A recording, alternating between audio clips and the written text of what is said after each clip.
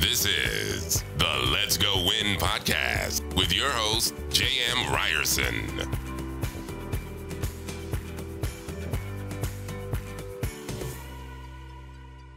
Hey, what is happening, you guys? Welcome back to Let's Go Win podcast. I have a gentleman. He is extremely interesting. I'm excited. Felix Cao has accrued over 15 years of business experience, in which nearly a decade of those years were dedicated to the tech and mobile space. He has been featured in major media outlets such as the HuffPost, Adweek, and App Advice. Today, at his neuromarketing company called Happy Buying Brain, he is combining his 15 years of business experience with his educational background in biological science and psychology to help businesses truly understand what makes their customers' brains tick when it comes to better achieving customer brand loyalty over their competitors through the power of implementing neuromarketing into their own marketing campaigns. Brother, I think everybody could use some of that. How you doing today? I am doing fantastic. And how are you doing today, JM? I can't be, I don't know if I could be better. That's how good I am. Awesome. I'm excited to be with you. After this, I get to go play some pickleball. Like, this is just a perfect way to end the I know, this is great. It's always good to be in a good place, isn't it? And it is. So neuromarketing, I mean, how did you get to this place? It's obviously neuroscience has continued to evolve. We learn more and more about our beautiful brains. Exactly. How did you get so involved in it? Yeah, it's actually almost like the odd couple. I've always had a fascination with the sciences and the psychology point of things. But, 20 years ago, if you and I were to sit down, in terms of the business side, I had zero interest.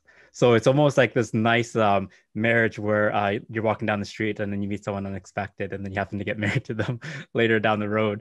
It was one of those situations. So, started off, came from a family with, that are in the health field, heavily influenced by that, have some relatives that are like doctors and so forth, cardiologists. So I was really looking towards the field of optometry, no sight in terms of business, sales, marketing, none of the stuff was on the radar. And, what ended up happening was, the good thing was, kept an open mind, saw what else is out there. We're young, right? So we want to explore, see what new things exist. We just don't want to be boxed in at that time in our 20s. So I had a group of friends. They were more business-like minded entrepreneurs, introduced me to the world of business. And from there, things just took off. I really found a liking set of, helping out people in the health and medical field. A lot of those attributes now translate into themselves to help companies and people, really impact their customers and clients on a big scale.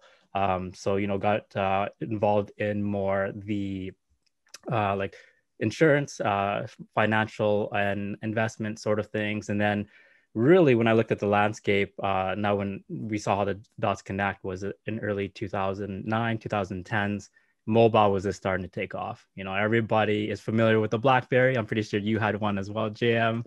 And that was just our pride, right? Like, it was so cool to have a screen that was like 2 inches big with these awesome plastic keyboards. It's like you're carrying your computer around at that time that you couldn't really do.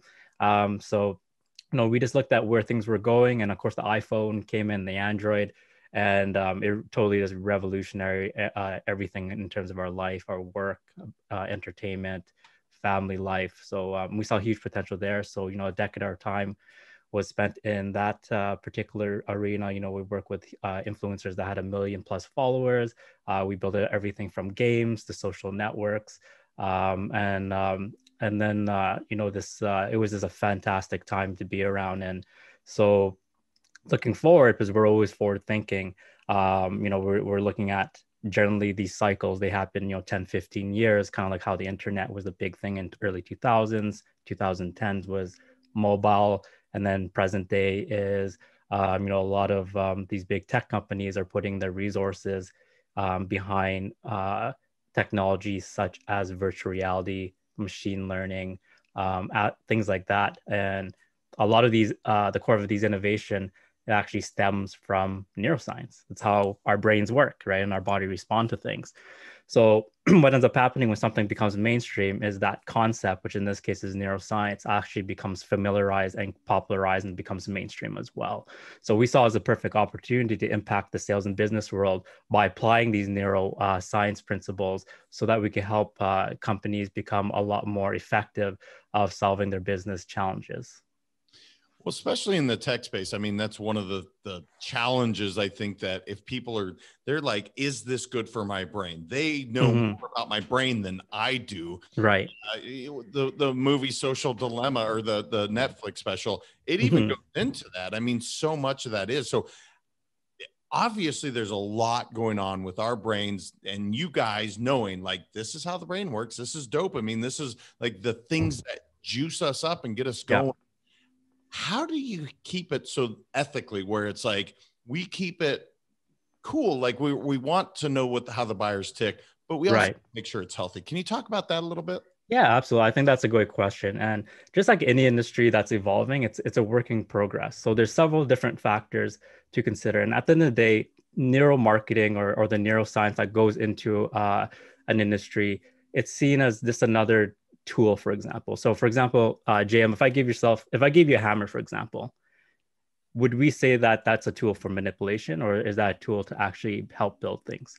So it's all the intention of, okay, how does neuroscience actually help companies deliver their products and services so that it adds value to the customers' lives, solves real problems, and makes them a better version of themselves, right?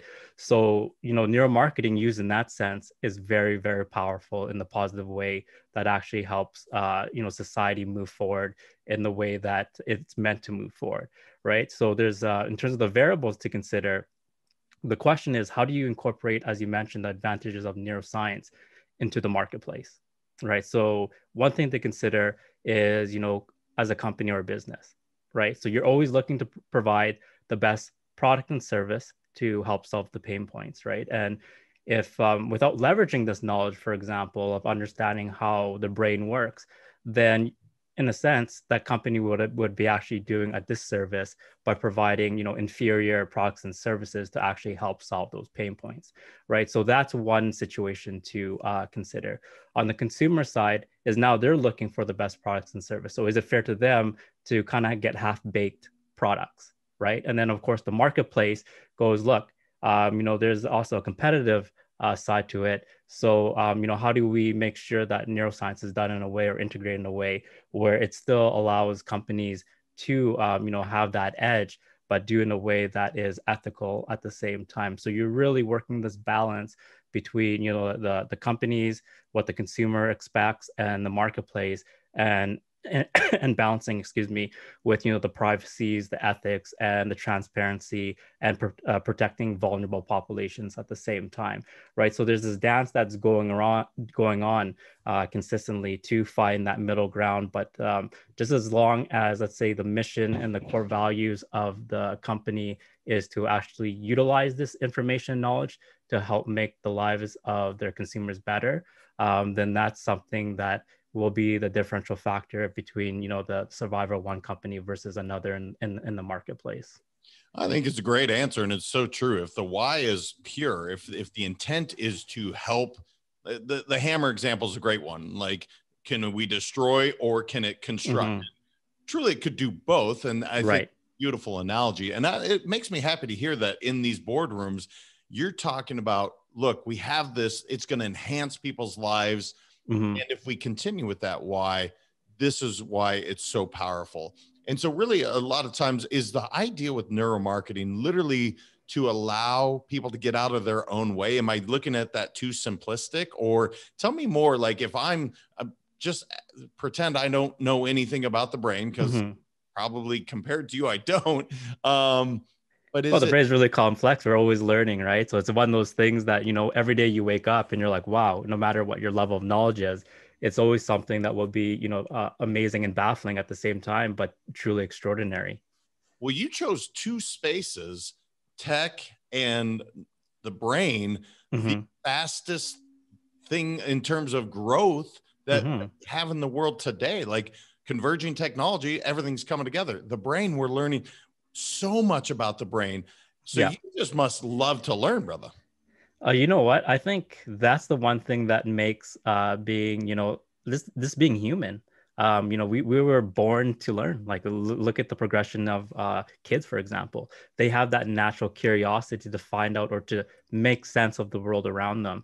And I think is this a healthy way to kind of view the world, even as we get older, and sometimes it's easy to lose that perspective in terms of always wanting to expand our horizons. But if we ask 100 people, for example, I would pretty sure that the majority would say yes. If I could learn something new every day, that kind of breaks me out of my pattern. Not only will the level of knowledge be more practical and help my life get better, but also make it more exciting, right? As opposed to just running the same routine over and over. But yeah, to answer your question, just having a healthy sense of curiosity certainly makes things a lot more exciting for sure. Well, I think like neuroplasticity is one of my favorite things. Like, look, your brain is going to continue to grow until the day you die if you use it.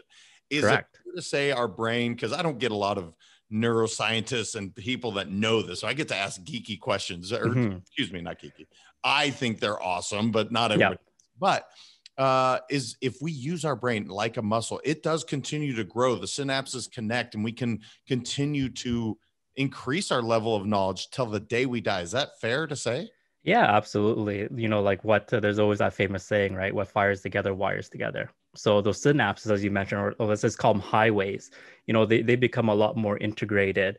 And actually, that makes our life a lot easier as well in terms of recalling information. One of the things is the importance of sleep, for example, because during the nighttime, we have markers that go around and they actually prune the unused highways and then actually strengthen the highways that are used much more often. And the significance of that is that it allows the smooth transmission of the brain chemicals or neurotransmitters, so that we could think clearly, so that we're not in the state of frustration. Because you know how it is, if we wake up in 2 hours of sleep, usually our state of mind is not in a state to really make really good logical decisions, simply because there's a lot of mumbo and jumbo noise that's going on, right? So in terms of the plasticity and just the brain being able to make connections that it didn't have before, it certainly has the capacity, and that's what makes it so extraordinary and powerful, and in a way that it's exponential, right? So basically, the weak ones get killed off and the strong survive. Is that what you're saying? If you get enough, is that kind of the layman's terms? Yeah, that's the important of sleep in terms of how learning, for example. So that's why it's important when we look at the whole health of people. That's how actually sleep plays the role in let's say the learning process. Got it. So let's dive into the brain of a neuromarketer. So I'm sitting here, I have a business. How can someone like you really take my business and say, this is how neuromarketing could just really explode? Because you said, talked in the intro, talking about how our buyers' brains tick. Right. If I have a business, how can I say, Felix, I'm in, man. I believe in you. Help me out. Sounds good. So the easiest way to explain this, because that's always the first question, what is neuromarketing, right? So, the technical term, if depending on, let's say that the person has some level and then like someone who's like brand new, for example. So really it's just all you're doing is you're applying, let's say, the neurosciences, which is, how the brain and the body respond to marketing stimuli. So you're taking those principles and then you're applying to your sales and marketing strategies to help companies effectively solve their business challenge, right? So what that really means in terms of the neuromarketing world is you got this at the very base of your brain. It's called your primal brain, right? So that's the most important. That's actually the true decision maker. And a lot of people are not aware even that it even exists or exactly how powerful it is. So it operates obviously below the level of consciousness, but it influences up to 95% of our everyday decisions. So what we're doing is a lot of it is on autopilot.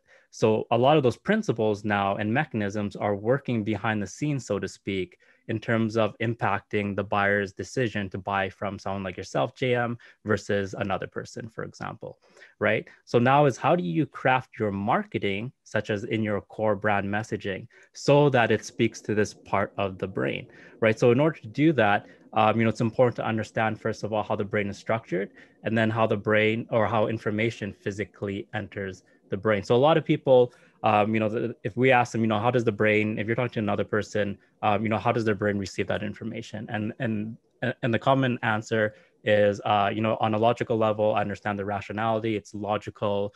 I understand that it's a rational discussion. But what really happens is the primal brain is actually the first part of the brain to receive information. And the reason why is because the main role of the primal brain is to ensure the survival and reproductive success of the individual. So no matter how great your product is, if, for example, that primal brain feels threatened, they're not going to listen to what the other person has to say, right? So that person's logical argument or discussion may be correct, but because of the primal brain goes, you know what, there's something really off about this person. It shuts off what we call the cortex, which is where, a lot of the logical thinking takes place. So understanding that is the absolute key, because a lot of, let's say companies, they approach it from more of the logical point of view, where they present right off the bat, facts, figures, data, stuff like that, numbers. So that's all part, that's the logical part of the brain that's able to process that type of more abstract type of information. But that's the last part of the brain that actually receives information. So you're talking to somebody that's way down the road, but you have to kind of get through this gatekeeper, which is the primal brain, because the primal brain needs to know that, hey, is the person that I'm talking to, are they safe, and are they going to be someone that's going to be able to increases my chances of survival, right? So the first thing that the primal brain does when it's always on the scan for new stimuli, for example, that would increase or decrease the chance of survival. One of example is, for example, it's always looking for the environment in terms of new food sources, potential mates that get, that would help the reproductive success, but also things that would also decrease the chance of survival. Like if you're walking down the street and all of a sudden you see a lion walking down the road, that's going to catch your attention, right? Or somebody that has something in their hands that you're not really able to make out what's happening in your hands. So that's the first role, is to create that marketing message, so that it's able to let that primal brain know that, hey, look, like, we're safe, we're here to help you.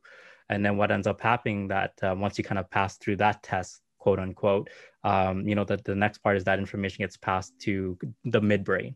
So that midbrain is more concerned about emotions and social situations. So together you have, the really part of the brain, which we call the reptilian brain, which is more assesses things on threat versus non-threat. And then what sits on top of that is the midbrain, that deals more with emotions and social situations. You take those two parts, slap them together. They sit at the bottom half of your brain. That's your primal brain, right? So it's weighing things at that point, based on, hey, is this safe for me? On top of that, what are some of the emotions and feelings and associations I have with it? And also, how does this fit into the whole social status or the whole social world of things? And once it's able to satisfy those criteria, then it passes it on to the logical brain to process in terms of more the factual type of information. So you make me feel safe. I'm not fight or flight at this point. I'm like, Correct. okay, so Felix is my business. I'm feeling comfortable. Good dude. Now you're telling me the story. Is that the emotional part that I think goes right to the limbic system, right? It like that. Correct. Instantaneously. Yeah. And so now you're getting to the emotional side of things. Is that the story part of it? So now you said core values, and then boom, we hit you with the beautiful story about a family or whatever product you're selling. Is that kind of the idea? That's absolutely the idea. So stories are so powerful, right? So when you look at the neuroscience behind why story works, you have mirror neurons in that particular part of their brain. And all that really means is that's how we learn, by watching people. So you learn by vicariously, for example, right? So up to, 20% of learning a new skill can be learned through just observing. So the other 80% you actually have to make up by actually going through the exercise and doing it through repetition, right? To actually develop the true skill. But 20%, just to be able to replicate in some form, that's how powerful mirror neurons, by observing somebody do a particular action. So what ends up happening is, through those mirror neurons, it actually transports you into that person's life. So we're watching a movie, for example, and you're, this character, we know it's fictitious and so forth, TV show. But what ends up happening on a brain level is that the connection is built between them and us, because between the audience and that particular character is because when those mirror neurons are activated, then we're also put in their shoes. So we start experiencing their emotions. And on a neurotransmitter level, that starts to release oxytocin, which is, the bond, kind of the bonding type of neurotransmitter that it's very prevalent when a new new mom has a baby, right? Because obviously the bond needs to be very, very strong. So that's how, on a neuroscience level, the power of story is so impactful because of those mirror neurons, and then coupled with the oxytocin to build that emotional connection, through stories, right? So that's how, let's say, a customer or a client becomes emotionally attracted or attached to a particular company or brand. So if I'm thinking of this right, and you brought up like a movie character, let's say, Mm-hmm. always kind of the story framework, and it's Mm-hmm. much the same one that our brains have almost been conditioned to watch.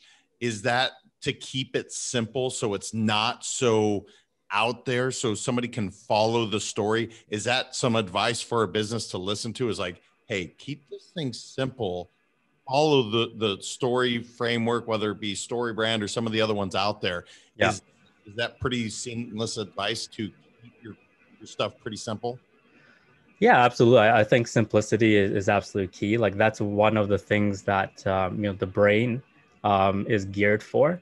It really has three main functions, right? It wants to be able to make fast decisions, energy efficient, and for threat detection. So we're able to make it so that the brain can just process, especially the primal brain, because it's the brain in general is really a cognitive miser, which means it's just lazy.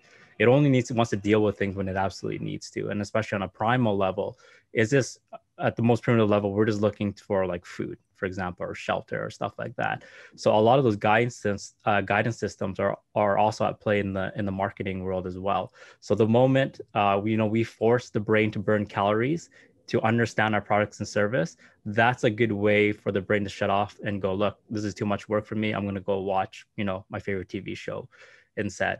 One of the things that I would like to add to that is when you make it, let's say when a company makes it simple, so the brain is kind of like in this tug of war between wanting to find new stimuli, so that would increase its chances of survival. So it's always scanning the environment, but also it wants to anchor itself against something that's safe too as well. So so in terms of the marketing message or the marketing strategy is to be creative, is to create it in a way where presenting something that's novel, but anchoring it against something that's safe. So one of the terms that someone came up with is the acronym MAYA. So MAYA, which stands for most advanced. So that would be the novel side, yet acceptable.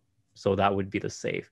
So, finding that balance where, you're presenting a new angle to things, but also attaching it to an existing framework so that they're able to recall some familiarity is really what makes true innovation happening. So, everybody talks about something that's so left field, blue ocean, for example, but there's a lot of uncertainty about that. And the primal brain, one of the things that's really, really fearful of is the unknown. So that's why if an idea where its time has not come, that's part of the reason why, because it needs that time to make that gradual transition to understanding, how this is going to help with their survival. Is that where like early adopters, and then there's the levels of like you have your first people, the pioneers that try something out? Because of the blue ocean, immediately I think of sharks. I mean, that's exactly where my there you go. Okay, so you have some adventure seekers out there. They're like, okay, cool. Then you have early adopters, then you have mainstream, then you have the late to the game. That's the whole idea there, I'm guessing. Exactly. It's almost like the bell curve, right? So if we look at the bell curve, the very first is a very small amount of people. Those would be your early adopters. They're the ones who are like thrill seekers. They're open to new ideas, they're really, in a sense, risk takers, or more open to new things. But the majority of the people are, they fall kind of in the middle somewhere, right? So they like to look around their environment to see what other people are doing.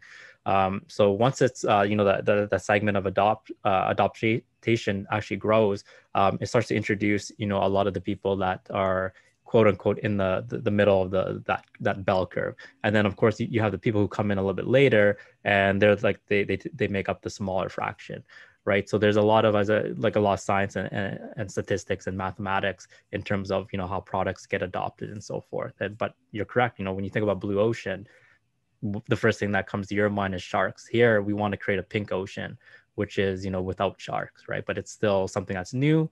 But I have something where I could anchor my knowledge that I'm familiar with as well. Yeah, and I go back to your the BlackBerry. I was not an early adopter because I had my flip phone, bro, and it was Nokia. My partner, the moment it came out, he got it, and so I was the one that watched him, and then I said, "Oh, that's pretty cool." Same iPhone. I'm not an early adopter, I guess. I want to ask you about the connection, and again, I know you're more focused on the brain, but the connection of the brain and the gut, because you hear so often, trust your gut. Right. A correlation, there's a connection between the two. Why don't you hear people say, trust your brain? It's like, no, trust your. Why is that, brother? Can you talk to that a little bit?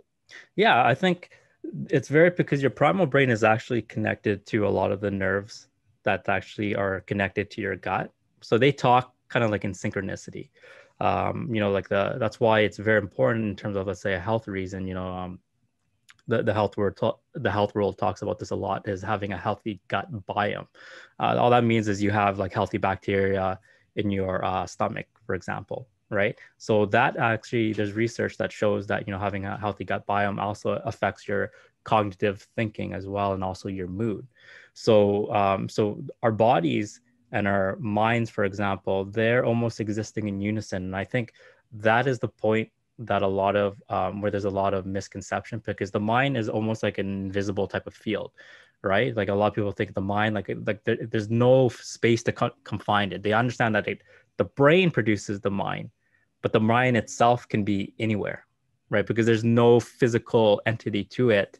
For example, how do you map out the process? But there is, because obviously there's a bunch of neurons that talk to each other, right? Once you get to that level in terms of the microscopic. But the primal brain actually has connections to the rest of the body, where on a biometric level, it's actually reading things such as your heart rate, and your breathing, things like that. So that's its role in terms of how it impacts, let's say, our cognitive thinking, for example. So the primal brain, the reptilian brain, which is the most simple and the one that is at the stem of the brain, that's also called the physical brain. And the reason it's called that, because as you alluded to, it's responsible for our fight or flight.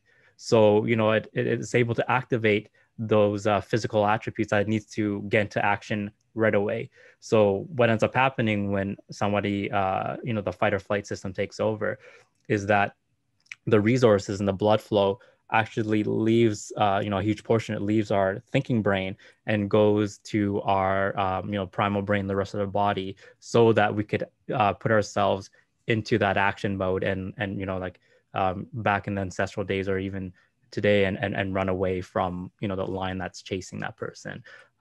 So, that's one of the benefits, but also one of the downside to that is, because the blood flow, it's called glucose preferential movement or allocation, because it's preferring to not sit there and have the logical brain think, because it thinks that the resources would be utilized a lot more effectively by having it go, the glucose and the sugars go to the muscles, to prepare for the fight or flight situation. That also puts people in the situation where they're not able to use that logical part of their brain, because it's basically gone offline, and really start to make rational decisions that would probably that would be a better choice than just acting out of let's say the flight or fight system.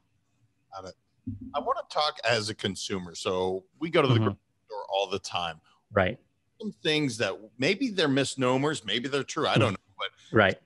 As I'm going through, what are the marketing, some of the maybe that they're trying to sell their product, and they do a damn good job of it by putting the sweets in a certain area. Talk to me as a consumer, some things to be aware of, not to it's life-threatening, but they are playing on your brain. And I don't want to get you in trouble with anybody, but I'm just curious. Yeah, I think that, well, I'll speak to an experience where everybody could relate to. So when we first walk, let's say that, okay, imagine, you and I are walking into the front door of a grocery market. Usually, what is the first thing that you see or smell? Like, which department comes out first? I Because think the that's key. bakery is always up front, There or you go. the fruit section is right next to it typically. Exactly. The produce and the fruit, right? Because what ends up happening is they want to engage your senses as soon as possible, because that's how the primal brain understands the world, right? So the moment we walk in and then we smell, let's say, the bakery, what our noses has a direct connection to the region of the brain that's responsible for smell. So what ends up happening is that it also that part of the brain also is also connected to the technical term is the hippocampus, a structure in the brain responsible for memory. So when we smell something, it immediately triggers a lot of nostalgia and memories. So that's why it would make sense that, hey, we smell our favorite, let's say, bakery or donut, so forth. That takes us back to a time where, let's say that we're having good times, having a picnic and so forth. So does that increase the chances of you wanting to buy that particular item? Of course it does, right? So that's one reason. A second reason could be, as you mentioned, with looking at the colorful aisles of produce, for example, fruits, vegetables, and that is certainly a huge driver of survival. Food is at the most basic, and there's 6 primitive instincts that the primal brain responds to, and one of them is sustenance. So you need food to sustain yourself, right, and survive. So coming into it, they've already checkbox how, when coming in here, we're going to help you survive. So by doing that, the primal brain goes, well, this is a good place to be. They're not looking to sell me a razor, because probably, 8 out of 10 people are not looking to buy things right off the bat, with that, unless you like, that's your goal. But mostly, a lot of people, they come in, it's very, very far in between that everybody has a nice grocery list. Some people do, but it's almost at automatic behavior that that people come in there and shop and grab certain particular items that they feel that's going to be part of their lifestyle, right? So those would be, on a neuromarketing level, some good reasons why you find the bakery and the produce section when somebody first walks through the door. So that's what I can speak to without sharing too many things, but that's how it would tie into increasing the chance of survival for the individual, and ensuring the primal brain that they're here, and the products that this particular company will help them live, pretty much. Yeah, man, I literally just walked through my grocery stores. You're talking about it. I'm like, where? Mm-hmm. Oh yeah, they're like middle aisle, kind of back. I gotta do some walking to get to that if I want. Right. It's interesting, and you didn't mean to do this. Is that Amsterdam behind you, by the way? That is Amsterdam. So I studied in the Netherlands, and so you're Oh, wow. nostalgia. I studied in Groningen, and I'm like, oh my God, I like this. That is awesome. Well, one of the things we talk about on the show a lot is going from fear to freedom. Mm-hmm. Want to talk about, because fear is real, but it's also not tangible per se, right? Like, right. So can you talk about, because I ask people all the time, how did you go from being fearful to freedom? How did you Right. failure to success? And there's a lot going on with our brains. And I would love, since you have you on the show, if you can share some of the things, what happens with fear, what is happening to our bodies, why do we freeze? Can you talk a bit about that? Yeah, absolutely. So we could just look at what has happened pretty much in the last 12 months, right? So the primal brain is, for a lot of people, it's transitioned to a state where there's a lot of uncertainty, fear, anxiety, turbulence. The main thing is usually loss of control, right? Once somebody feels that they're losing control, that's when the fight or flight response kicks in. When that happens, and it's actually acted out of fear, you combine fear with uncertainty, then you get anxiety, right? So what ends up happening is, when someone's in a state of anxiety, they tend to look towards their environment to see what other people are doing. So now you have like everybody around you that's in that same state. So you add social contagion to it. What ends up happening is someone who's anxious being around a bunch of people that are anxious. That's what leads to, you know, the ultimate panic. And in this case, we saw that with panic buying, right? So the brain, you know, it all stems on that sense of how is it able to control the environment around that. When it loses that sense where it does not have the ability to impact the environment or the situation, that's when you know, the amygdala, which is the emotional or has to deal with fear, really becomes heightened, because it's trying to figure out now, what do I need to do to really get myself in a safe position, because it feels that it's threatened and in danger. And that's what, you know, triggers the fight or flight system. And you know, one of the things, as we mentioned, due to readiling the body for physical action, is that you know, preferential glucose allocation happens. You know, a lot of the resources and sugars kind of leave the cortex or thinking brain. The cortex shuts off, and then you know, people are just kind of running around without really thinking about what they're doing. So you know, one of the ways that is quite effective is to, first of all, understand that there's a relationship between the primal brain and the logical brain. So in a way, they work together, but they're also a tug of war in terms of who wins. Most of the time, the primal brain will win, because that's just, you know, the emotions and everything kicks in. But just being aware of that interaction is absolutely huge, because the primal brain, it's you know, it wants things now. Because obviously, you know, back in our ancestral days, we couldn't wait 3 weeks to catch our, you know, to eat. So that's why it understands that, hey, we need the food source now, right? But our logical brain is more long-term thinking. So now we have this kind of tug of war between the primal brain wanting things now versus the logical brain, which is, hey, let's delay instant gratification so that we could have much more in the future. So, you know, this positioning that, so that let's say someone who wants to move from fear to freedom, understanding that connection between the primal brain and the logical brain. How do you facilitate? Because a lot of people, either they cannot start, but they're great finishers, or, you know, they could start something, but they never finish anything. So what ends up happening is, in order to actually make goals work, is giving the primal brain its dopamine hit on a consistent basis. And that involves, you know, making sure that that goal is broken down into micro goals, and making sure to reward you know, yourself with each accomplishment. So you're satisfying both the primal brain and the logical part of the brain, right? So that's absolutely key in terms of like moving things forward. Also, you know, there's for the individual who has difficulties starting, they call it the 5-minute rule.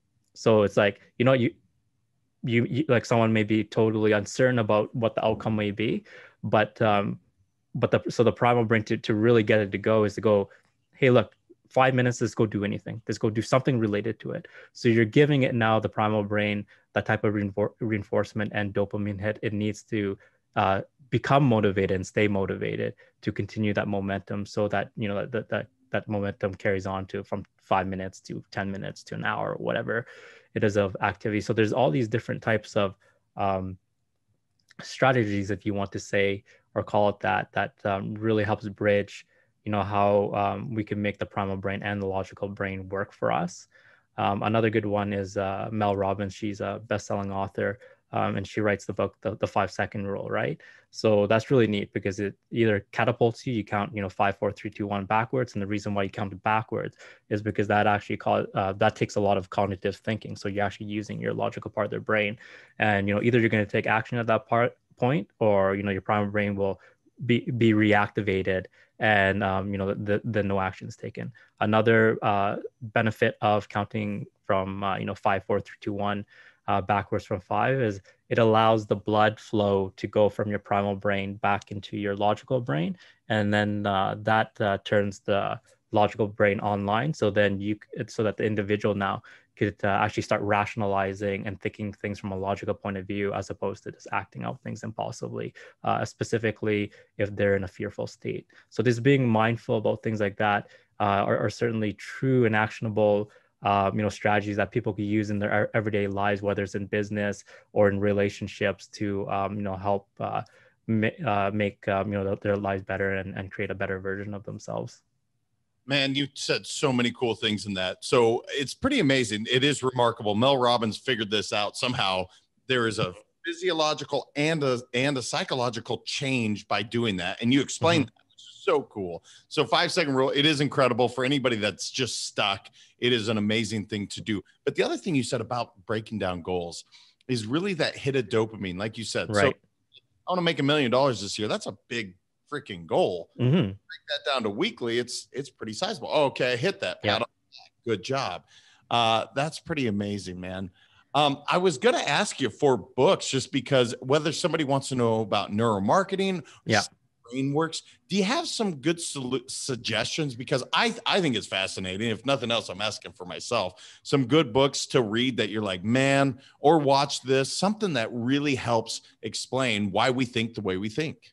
Yeah, absolutely. Well, the good thing you asked that, Jim, is I'm in the process of writing a book, so that'd be exciting to to share that with your audience as well when it comes up. But on an immediate sense, some very good books in terms of getting a fundamental understanding is one by Robert Cialdini. So it's called Influence, right? That one is very, very easy. Like it's a good read, right? So it doesn't go into so many technical terms, and also one by Daniel Kahneman. So that's a more technical type of read. It's thinking fast and slow. So I would say starting off with those are really good in terms of books. There's also courses out there that you could take as well. YouTube is a wealth of information, and obviously listening to podcasts and speaking on the topic is good ways to get introduced to the world of neuromarketing, how it can be applied to make businesses run a lot more effectively, and even in everyday life, like how you could break down a goal into micro goals so that we could get that hit of dopamine along the way to bridge the primal brain with the logical brain, make them work together, so that it benefits the individual. So it's a very exciting and growing field. So I see the potential of it is going to be amazing. It's the ability to impact people in so many great ways. It's it's just pretty much you're pretty much just looking to space, and that you're building a spaceship to really explore what the kind of like the magnitudes that you could take it there, and know that you could take that knowledge and help people make their lives better. Yeah, both books, guys, are awesome. Just know Thinking Fast and Slow, it's sizable, but it is fascinating. You'll really enjoy. Brother, what should I have asked you? I just didn't know enough to ask you. Like, dang it, Jam, I got to get this to the audience before you finish up. This is what we got to talk about. I think we touched on a lot. I think what was important is that, this understanding that, first of all, neuromarketing exists. I think in terms of, even the business world, I talked to many, many people, a lot of people, and they have not even heard of neuromarketing. And that goes along with some people that have been in business and marketing for decades, for example. So this being able to, be an arbiter of, being like to champion this, this particular concept into, the mainstream world, and knowing that it will have a big positive impact on the lives of people, especially companies, and how they could deliver their services and products and connect with their audience on a much more deeper level, and do it very tactfully and strategically, and also respect the boundaries of the ethics and everything that comes along with it. I think that's the main thing to grab out of this, that it's something that is here, and it's here to stay, and I'm just happy to be a part of sharing a lot of those good tidbits with everybody.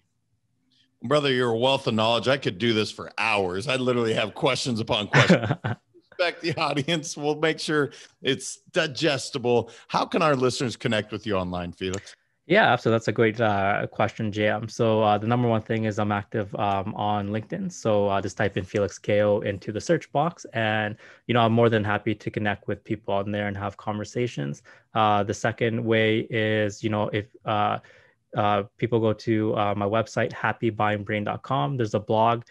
We just released an article today, actually, that talks about the impact of building relationships through storytelling, using neuroscience, for example. So that would give the insider view of, how storytelling helps people connect with each other on a much more deeper level.